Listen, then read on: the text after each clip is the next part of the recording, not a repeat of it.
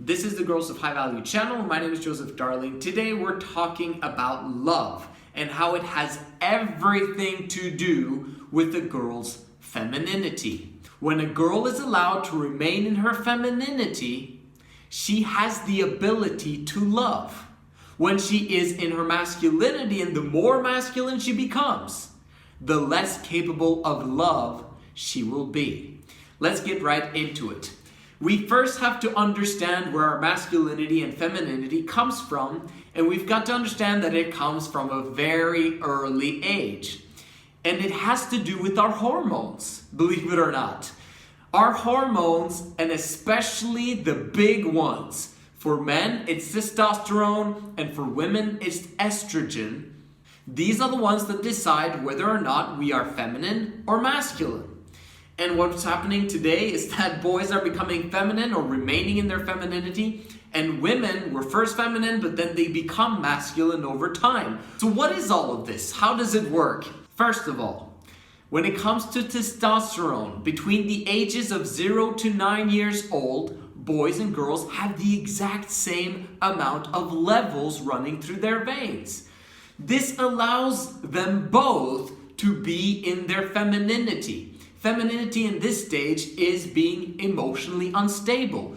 Kids cannot control their emotions, and they cannot control how they feel. So remember that when you yell at kids in the future, because they cannot control themselves. It's physically impossible for them to do so. And in many ways, it's actually fun to see that kids can't control themselves. They're all over the place, and they're happy most of the time as long as they're allowed to be unburdened. Now, there's another key to femininity. Femininity is about being unburdened, not having too many responsibilities or any responsibilities at all, and being allowed to do what they want to do when they want to do it, of course within certain boundaries. Once you begin to burden femininity, you're beginning to make them masculine. Masculinity has everything to do with burden and taking upon oneself responsibility. Now, as these kids hit puberty, and this can be between the ages 9 to 11 or to 14, whatever it is, that's when things become interesting, because the boys are beginning to become ready now to take upon themselves responsibilities and to become disciplined and to do the things that are necessary in order for them to develop confidence and power and skills in certain labors or in people or in leadership, in order to create businesses or have jobs or have sources of income in order to provide and protect their families. That's why boys develop testosterone, which is designed to calm down their emotions or to allow them to be emotionally stable. And then you'll be asking, well, Joseph, how come teenagers are not emotionally stable then?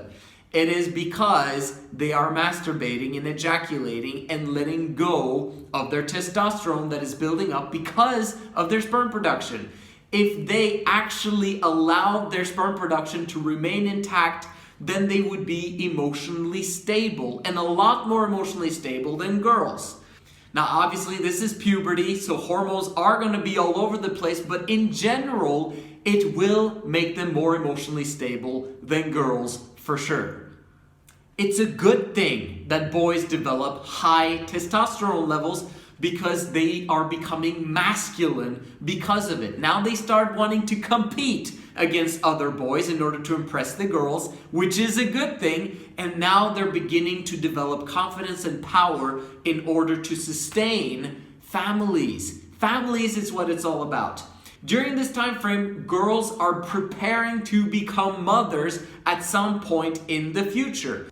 Obviously, puberty develops over time, so their sexual desire is not yet, but it is definitely rising, and so it is for the boys. Eventually, they come to the point when they become very sexually curious. Now, this is happening at earlier and earlier ages because of media and because of all the things that are in society today.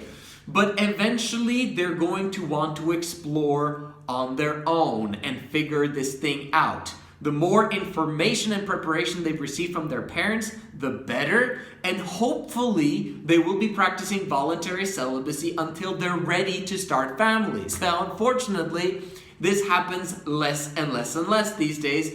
As we know from statistics, is that less than 5% of those who get married are still virgins when they say I do. Compared to 50 years earlier when there was approximately 21% that were virgins when they got married. Now this is not a positive trend, people. This is actually a negative trend for society at large, if you understand the importance of the family and what virginity allows the family to experience. And I'm going to talk a little bit about that right now. You see, femininity is all about emotions, about how one feels in the moment, which means that it's all about love and infatuation and being in love and having all these wonderful hormones and feelings going on.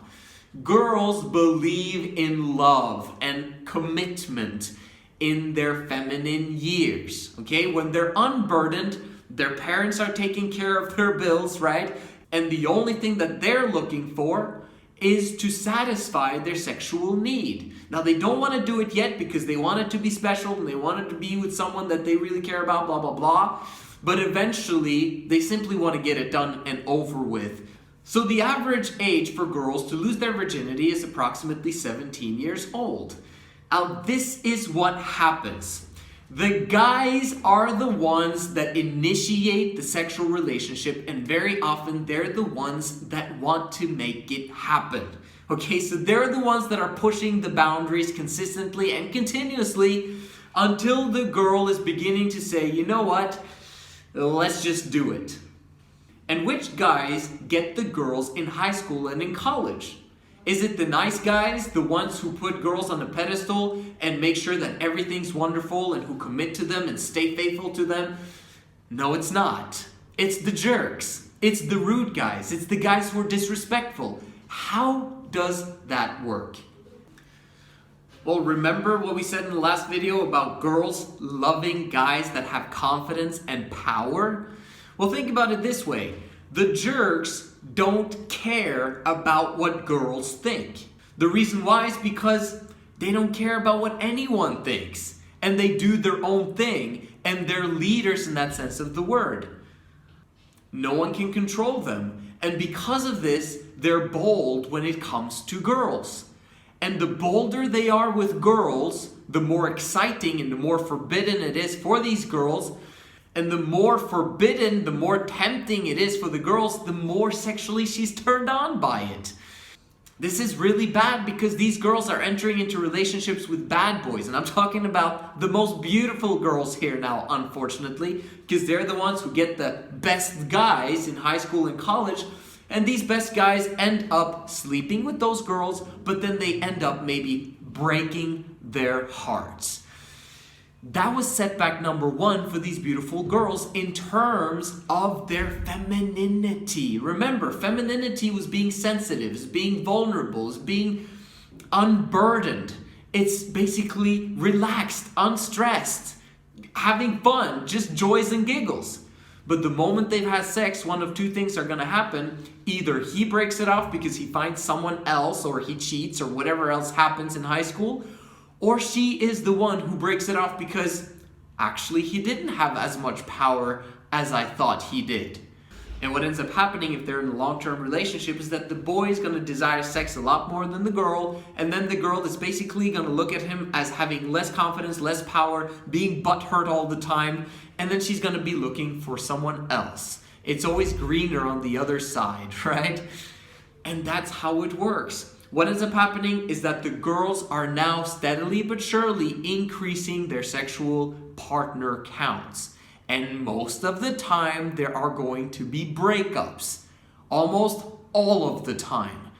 Now, what does this do to femininity? Basically, before, she believed that sex equaled love. But then now there was sex and they connected and there was an attachment going on, and she began to depend on this guy, or he began to depend on her. Now, what does this do to femininity? Well, see, femininity has to do with trust. It has to do with attachment, it has to do with dependence, and it has to do with love. Once a girl has sex, then she notices that it wasn't such a big deal, and the belief she had about attachment and dependence on a guy because of sex with him is not really true in her eyes anymore, because she can get it from another guy with no problems.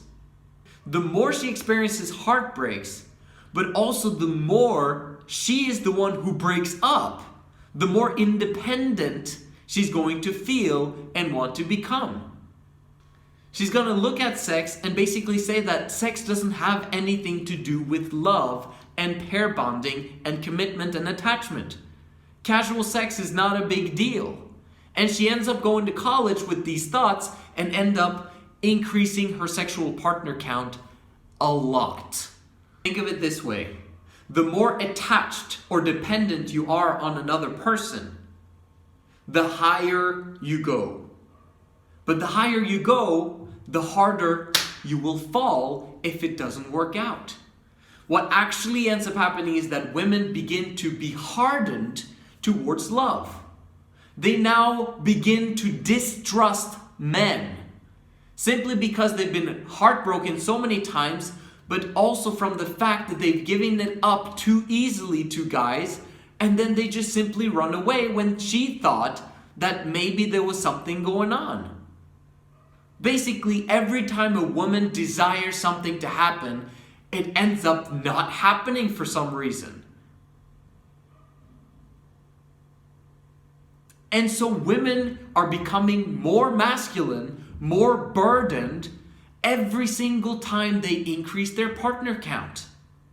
The more burdened and the more masculine they've become, the less dependent they want to be on a man. In other words, the more sexual partner counts that a person has, male or female, the more independent they will want to be of commitment and raising the prices of what is required for a long-term relationship to work. What's the point when I don't trust the opposite sex anyway, and I can get it for cheap? There's no need for me to do all of the other stuff. I can simply just have fun and enjoy myself. However, this is very destructive for society because of exactly that, pair bonding.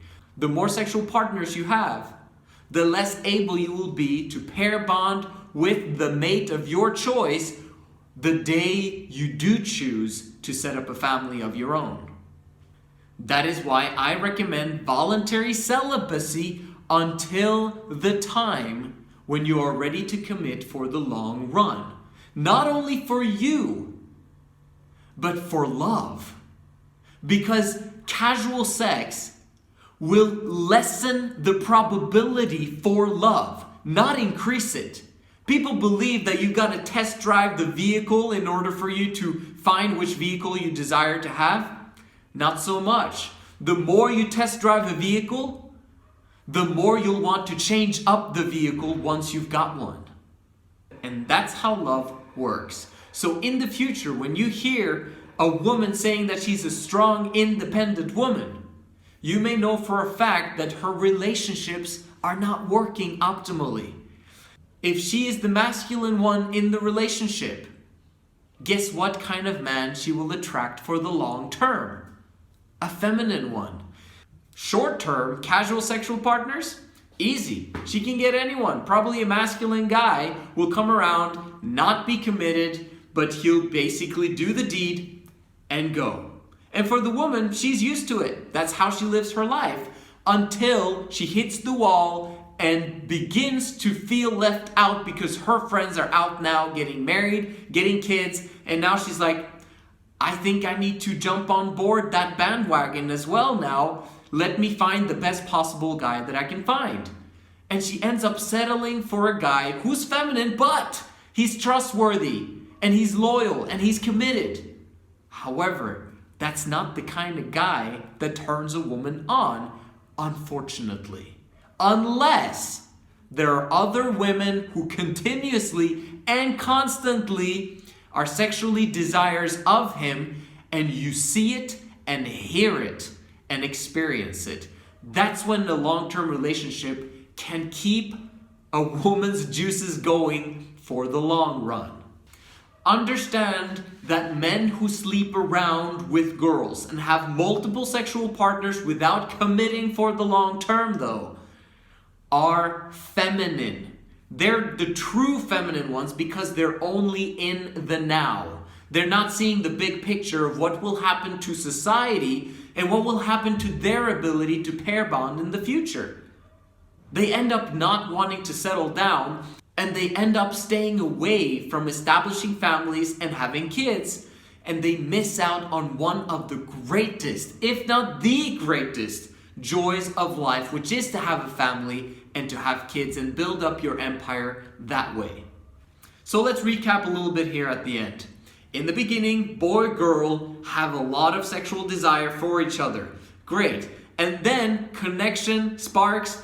Now the boy might be committed, and if the girl is committed, fantastic, they can go on for the long run, but eventually if they do have sex, the man is going to want it a lot more than she does, and then she's going to lose sexual desire because of that. Or the connection and the sparks and all that stuff happens. One of the people in the relationship believes in love and commitment, and the other one believes more in independence.